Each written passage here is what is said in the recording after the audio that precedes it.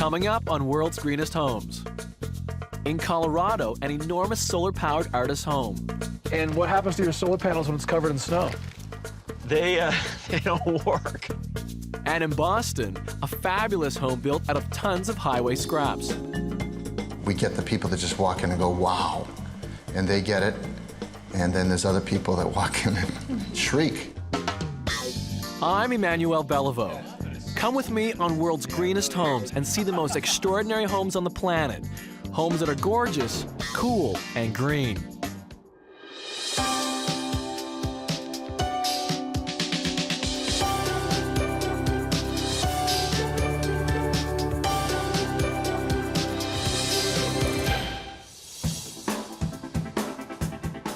Aspen, Colorado, a town of glitz and glamour in the heart of the Rocky Mountains. It's where the jet set come to cool their jets, and it's where some of the biggest stars and the super rich have built some of the world's most incredible homes. I'm on my way to Woody Creek, north of Aspen.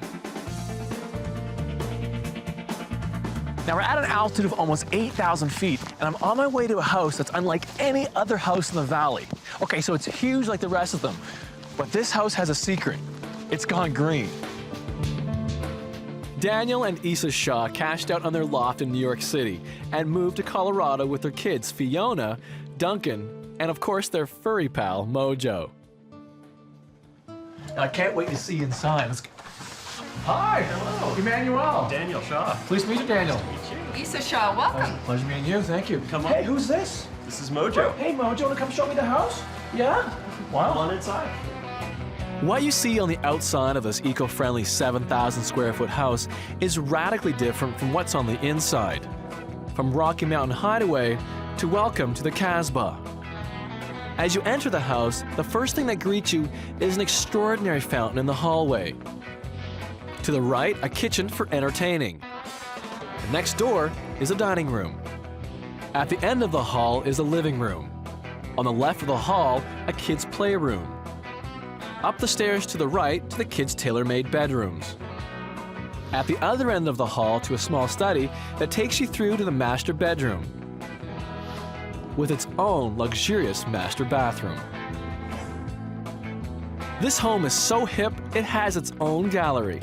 We wanted to hang art and kind of have a very open, airy, loft-like feel. And I love all the paintings and the artwork. One of you guys a collector? I'm an artist, and we know a lot of artists, so most of the artwork, except the dead people, are friends of ours.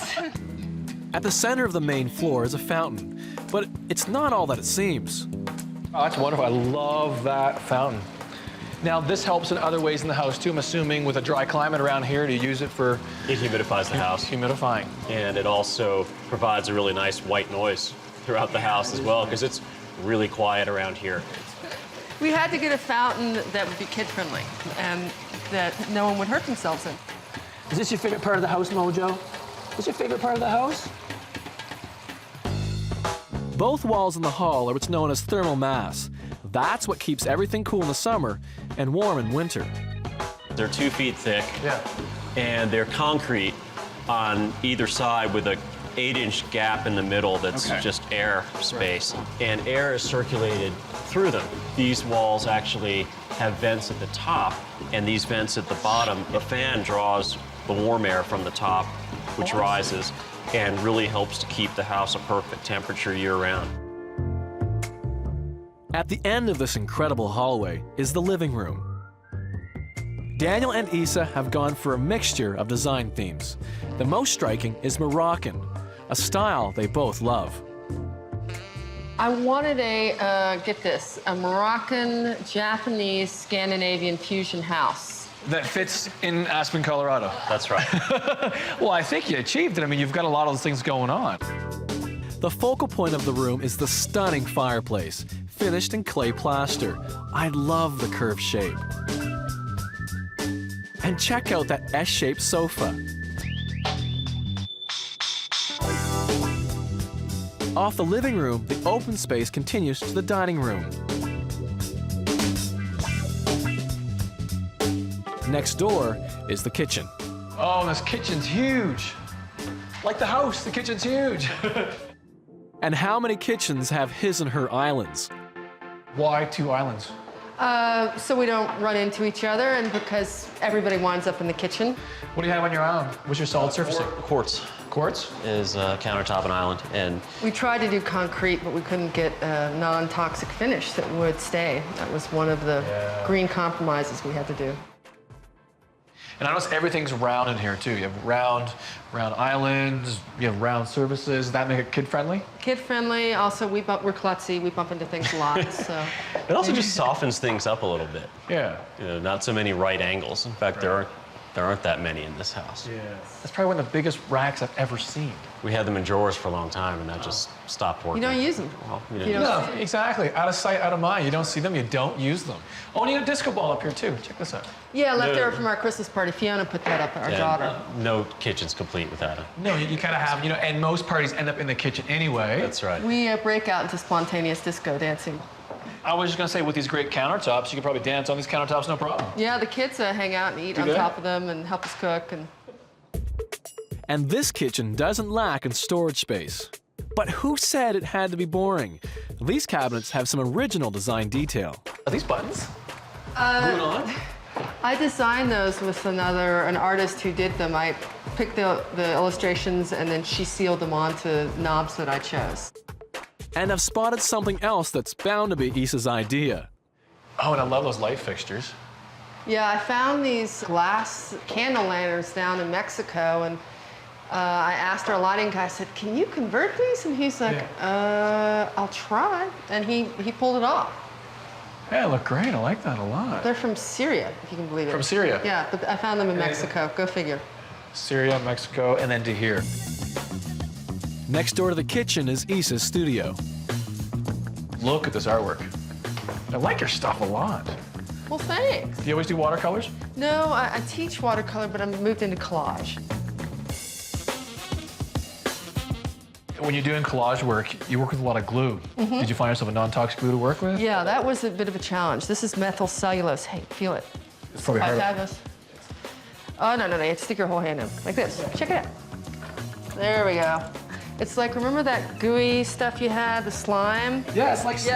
Yes, it's slime. That slime is non-toxic wood pulp.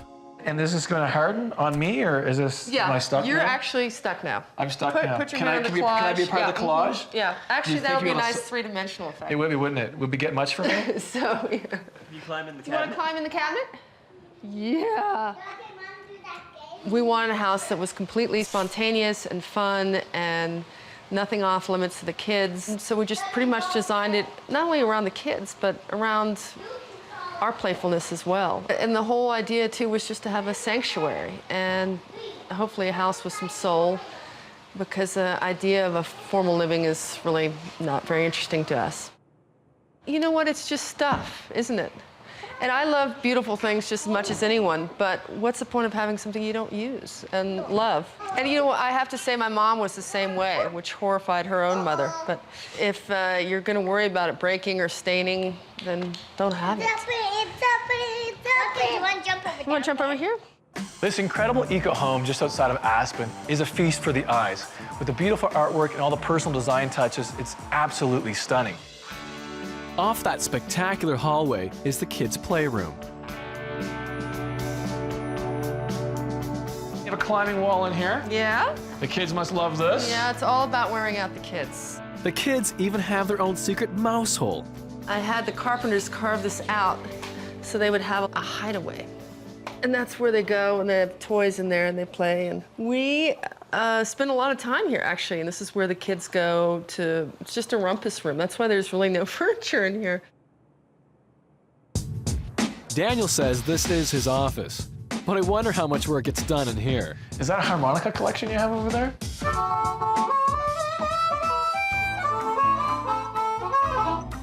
But there's more to this home than just fun and great design. Building and running a green home in this part of the world comes with a very hefty price tag. Well, the Shaws, they stopped at nothing to achieve their green dream. And it's downstairs where the real brains of this green home operation reside. Homes that are off the grid run on a completely different system to homes with a furnace. Hot water tanks store the heated water from the solar panels. Primarily for sending out through the radiant heat system. Geothermal exchange units take cold or hot water from the pond and either heat or cool the house with it. The pond, if it's low enough, maintains the same temperature throughout the year. So you can draw off that temperatured water and draw heat or draw cold depending on what you need during the time of the year. And Insta-Heat systems direct hot water throughout the house only where it's needed. And these also work really well and save a lot of water. And as you know, water's just precious out here. Yeah, especially in the mountains, right? Water's gold, is that what they say? It is gold. Back upstairs, there are some really cool bedrooms. First stop, Fiona's room. We wanted to have a really bright, colorful, fun, not entirely traditional bedroom. And you did it. Lots of color in here. And how cool is it to get a treehouse in your bedroom? Down the hall is Duncan's bedroom. More bright color and, of course, lots of space. And how many 2-year-olds have their own bathroom? Oh, look at this. It's a cute little toilet. It's so tiny. It's so tiny. Yeah, I wish he would be inspired by it a little bit more, but That's great. And fish. a little fish tile. My husband's a hardcore fisherman, so we decided to put fish in here. You swim around. Next door is Isa and Daniel's cool blue master bedroom. Check out the slick reading lights above the bed.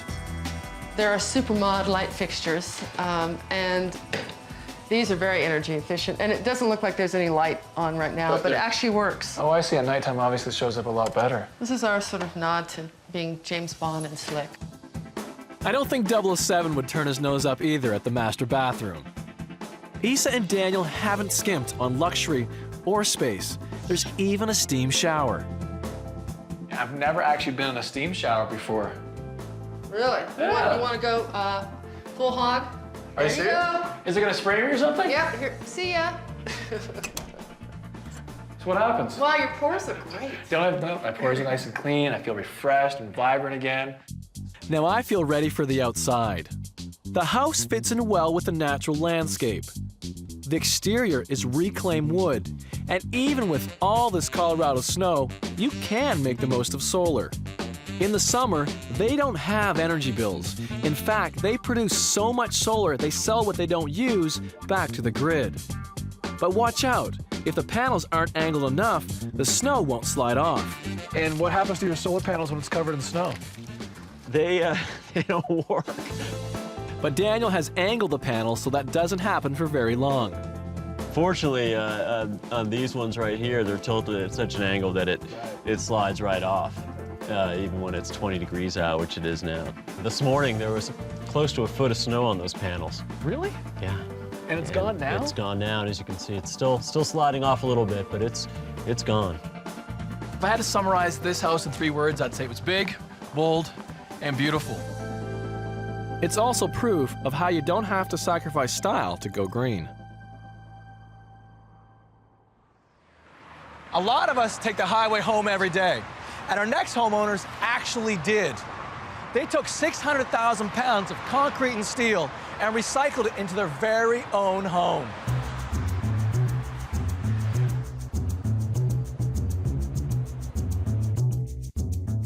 Welcome to Boston, Massachusetts, home of Harvard University and the Red Sox. This is a leafy suburb of Lexington, but in one corner of this historic Boston suburb, you'll find a home with an unusual past. It was built out of an old highway, but not just any old highway. This house was recycled from the leftovers of America's costliest and most complex highway construction project. The Big Dig, as it was called, tore down a highway in downtown Boston and built a tunnel in its place. Owners, Paul and Christina Pedini, are civil engineers. Paul worked on the Big Dig.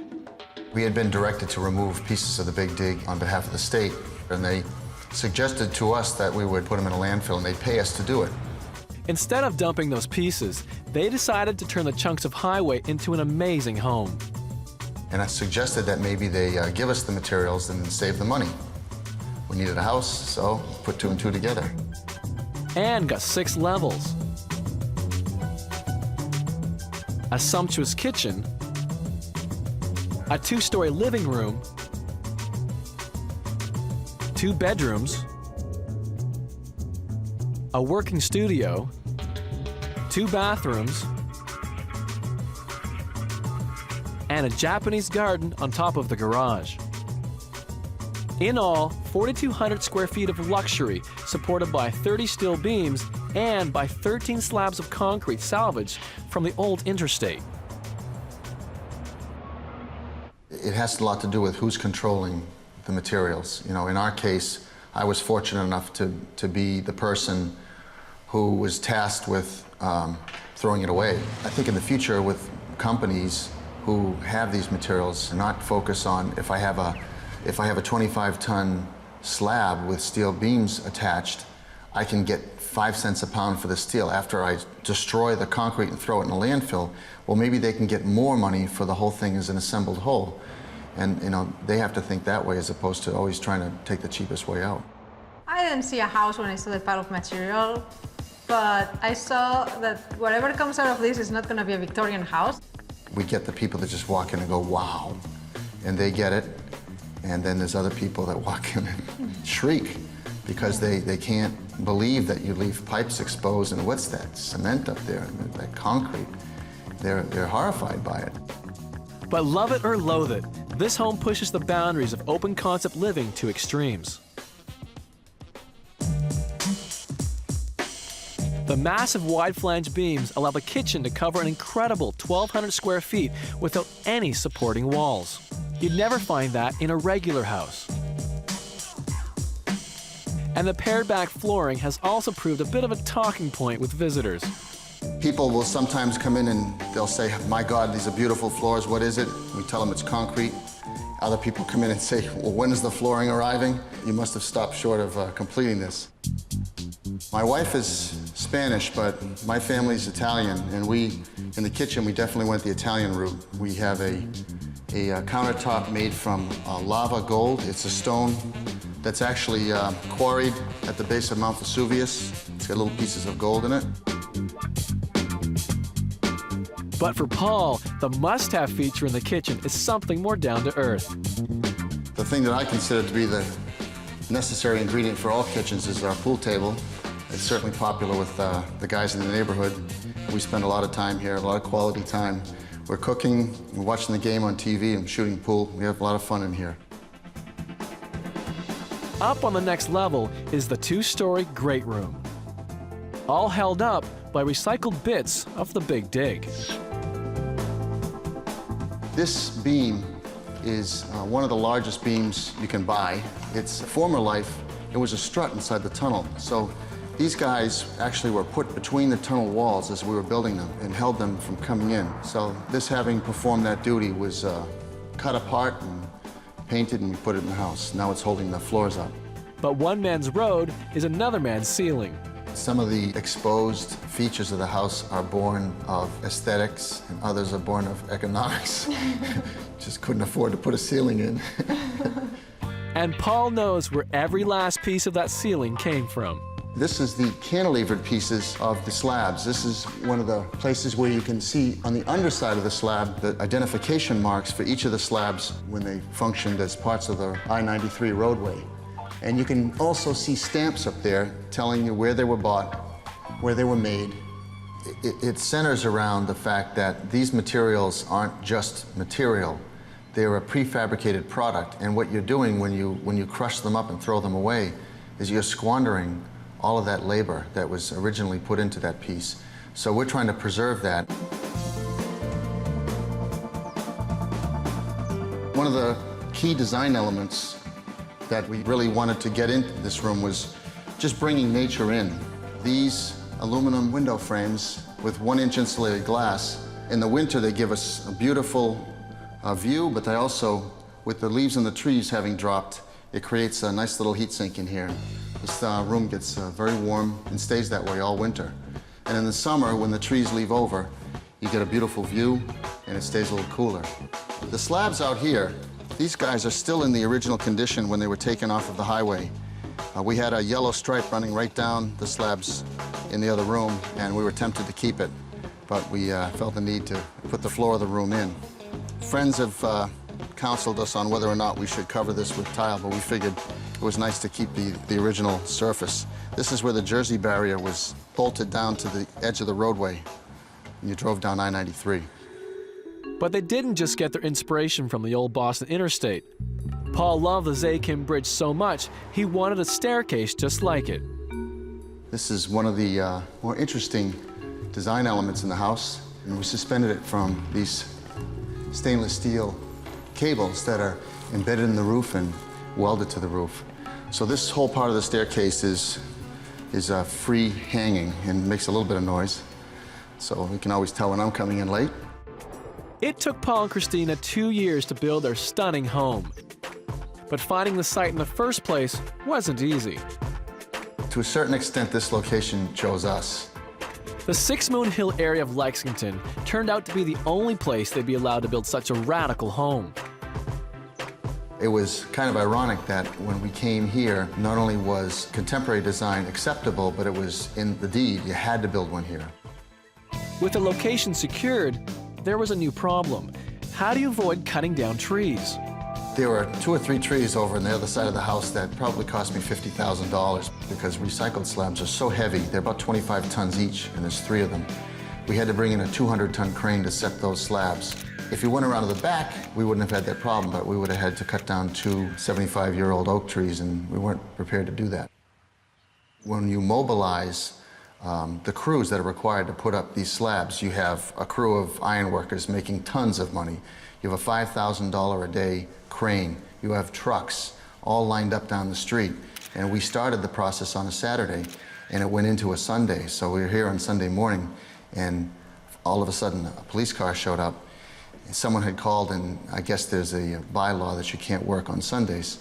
The police woman came out of the car and asked me what was going on. And I just pointed and I said, look what we have going on. And she immediately got it. And she said, well, you must be taking a delivery today. And I said, huh? She said, because you can take deliveries on Sunday. And I said, yes, we are taking a delivery, a rather huge delivery. And they went one step further, building a Japanese garden on the garage roof that can also recycle rainwater. We're using this material that filters the water and it drains it all the way until a drain that collects the water and puts it in a manhole that we have buried in the basement. People think when you have like a water reuse system, you're using the water from your toilet or something. No, it's mostly rainwater that instead of just being drained and not used, you can actually use it for water your plants, water your lawn, and it's a very simple system that anybody can do. And Paul has designs for more green projects down the road. He calls it pre-cycling, building temporary structures with a nod to future use. Maybe make it a requirement that 50% of your materials go to recycling, go to a second use. Something like this could be mandated, and it just might catch on. What we would like to do, and what we're trying to talk to people in the federal government, is go in there with building those temporary structures with the mindset that I'm going to be using these roadway slabs or these steel beams for a public housing project. Since the government's already in the business of creating that second use, they're already building public housing, they can then be taken without any rework and brought to the second use and installed. And typically they will be much stronger than are actually required. They'll create a better, more long-lasting product. What an incredible home. Not only is it a prototype of how to recycle heavy materials, but it's also a great example of what you can recycle if you put your mind to it.